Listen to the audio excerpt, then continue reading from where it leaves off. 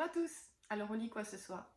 Ce soir j'ai choisi Le Machin de Stéphane Servant et Cécile Bonbon. Alors qu'est-ce que c'est que ce machin? Oui, alors déjà le titre je le trouve excellent. Ça donne vraiment envie de savoir un petit peu ce que c'est que ce livre. Le machin c'est quoi justement? Eh bien c'est ça, le machin.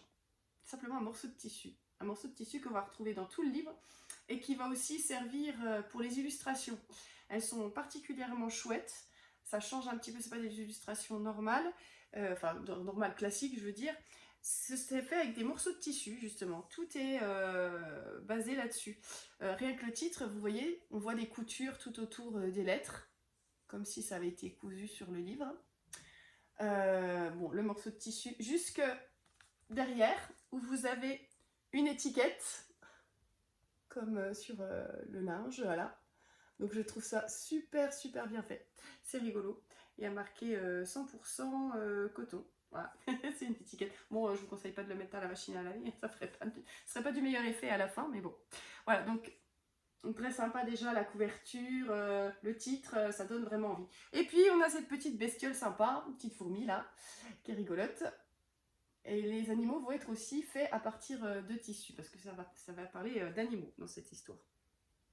Donc le machin. Alors moi je l'ai découvert d'une autre manière. Je n'ai pas découvert tout de suite celui-ci. Je l'ai découvert d'abord celui-ci, The Thing. Voilà. Alors voilà, c'est le machin, mais version anglophone.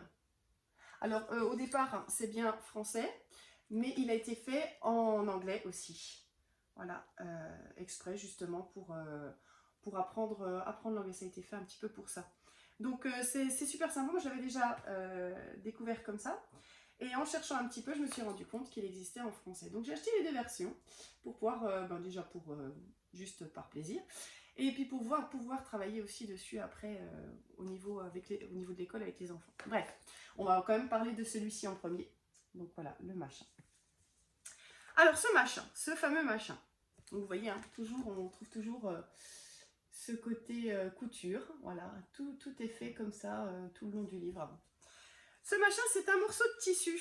Un morceau de tissu que vont trouver les animaux au fur et à mesure. Oui, c'est une histoire en randonnée, hein, comme je vous en avais déjà proposé quelques-unes. Donc, où c'est toujours la même chose qui revient. Et puis, à chaque fois, avec un animal différent. Là, et la chose qui reste en place, c'est ce fameux machin. C'est ce fameux morceau de tissu. Alors, c'est d'abord un éléphant qui le trouve. Alors, ces animaux, ils ont des noms, hein, chacun. Des noms très simples, hein, c'est un petit peu marrant, c'est Bobo l'éléphant, voilà, tout simplement. Alors vous avez toujours, la petite étiquette 30 degrés, là, tout ça, je ne sais pas si vous voyez bien. Il y a toujours des petites références comme ça, je trouve ça chouette. Donc vous voyez, hein, l'éléphant qui est fait complètement avec des morceaux de tissu. Voilà. Et il trouve ce machin. Je vais quand même vous raconter un petit peu le début de l'histoire, et puis enfin, vous faire avec deux personnages. Et après, vous comprendrez tout de suite que la suite, c'est toujours un peu la même chose. Un jour, près du grand lac, Bobo l'éléphant ramasse un drôle de machin. Bobo le tourne et le retourne dans tous les sens. Alors, petite chose à souligner, que je trouve encore rigolote. Et le retourne, le deuxième et le retourne est à l'envers. Il est retourné. Voilà, des petites choses sympas comme ça à découvrir qui sont vraiment chouettes. Je vais pas me répéter un petit peu.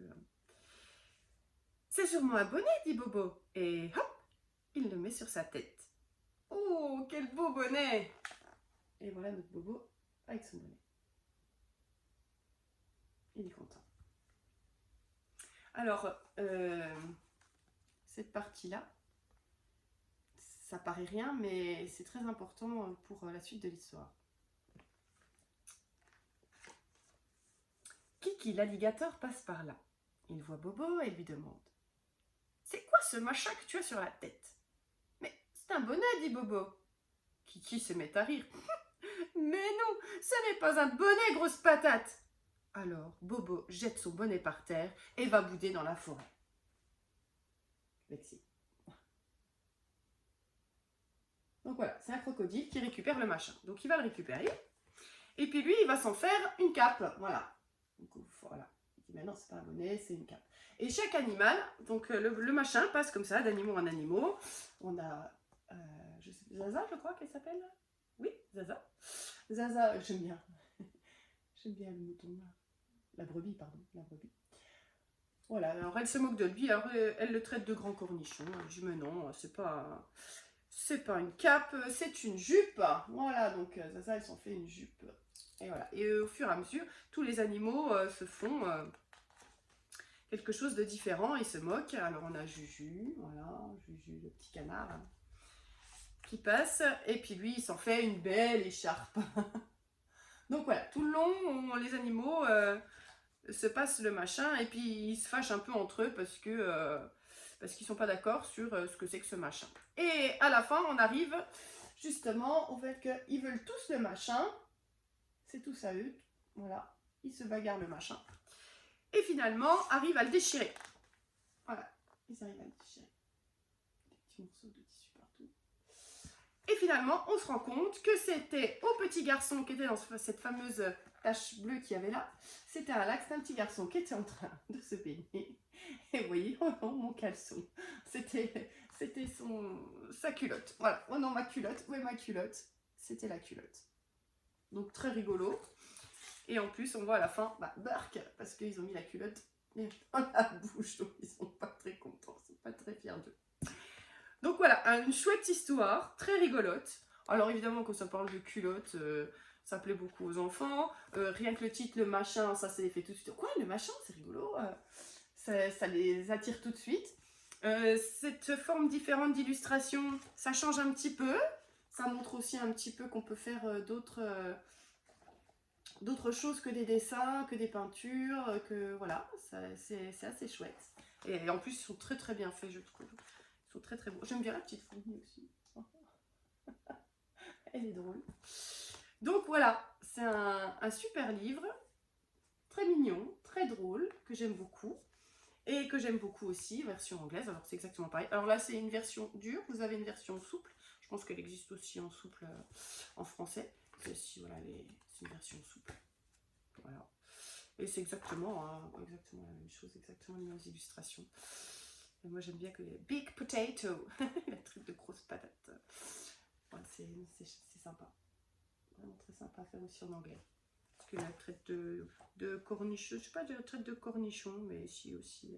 J'aime bien les petits mots qui le traite de cornichon. Oui, oui, de cornichon, c'est ça. You big pickle. Donc vraiment, vraiment sympa.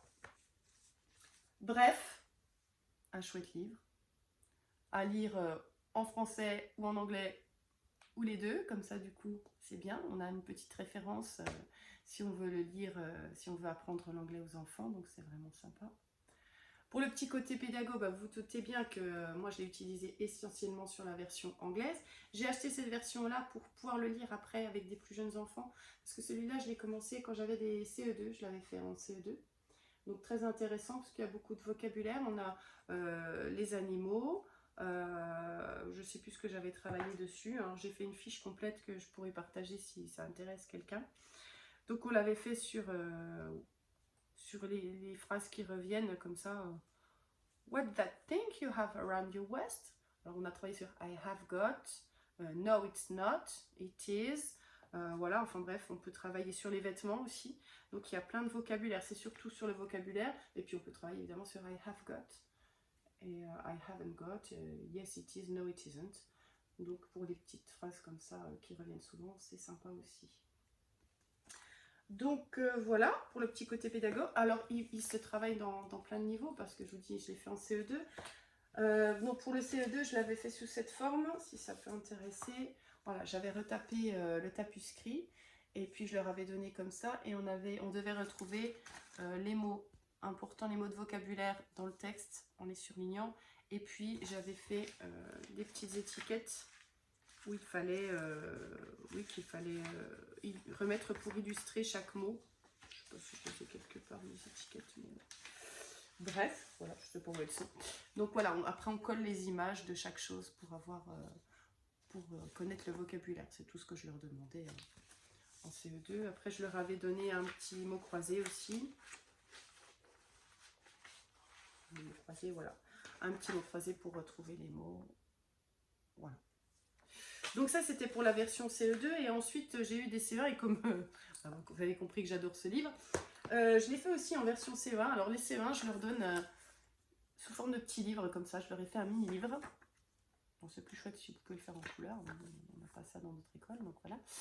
Je me contente du noir et blanc, mais enfin c'est sympa quand même parce que du coup ils colorient et ils aiment bien ça aussi. Donc j'ai fait la version petit livret comme ça, et dans le livret, j'ai adapté les pages et bien évidemment, j'ai mis juste, voilà, juste les personnages et des étiquettes qu'on colle ensuite, l'étiquette rectangulaire sur le nom de l'animal et l'étiquette ovale avec le nom du vêtement que l'animal porte. Voilà, donc là on avait elephant, et puis là cap. Voilà.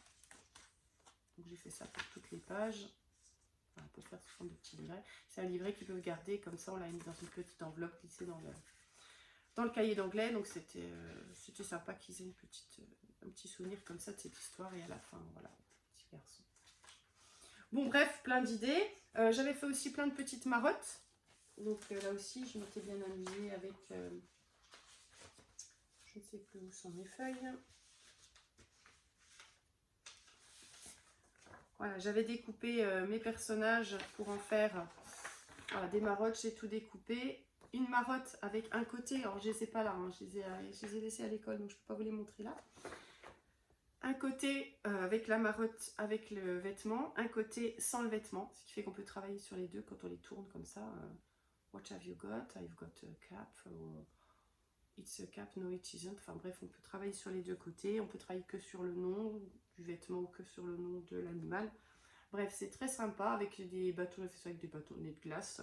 Et puis plastifier les images et après les coller dessus. Et puis ça fait des petites marottes pour jouer aux marionnettes et puis faire des petites scénettes comme ça. Entre eux, c'est assez sympa et ça marche très très bien. Ils aiment bien, ils choisissent leurs animaux, ou pas d'ailleurs. Mais ouais, non, c'est assez sympa de travailler avec les marottes. Et ça aussi bien en CE1 qu'en CE2. Bon, bref, voilà. J'espère que ça vous aura donné envie. Ah, bah si, petit côté pédago aussi en art plastique. Bien sûr, on s'est amusé avec ça en art plastique, évidemment. J'ai récupéré plein de morceaux de tissu. On prend un morceau de tissu au hasard ou on choisit un morceau de tissu par rapport à ce qu'on a en tête. Et puis créer petite œuvre d'art, un dessin, prendre la pièce de tissu et puis dessiner autour pour qu'elle représente quelque chose. Et c'était vraiment très très intéressant. Les enfants ont beaucoup plus d'imagination que nous, je vous le garantis. Bref, voilà, j'ai pas d'exemple à vous montrer parce que ça fait très longtemps, mais voilà, c'était vraiment très très sympa. Donc une bonne idée aussi pour travailler en art plastique. Voilà, et bien écoutez, j'espère que ça vous aura plu, que vous allez vous précipiter pour acheter l'un ou l'autre ou les deux. Voilà. Sur ce, mon histoire est terminée. Vous pouvez vous déconnecter.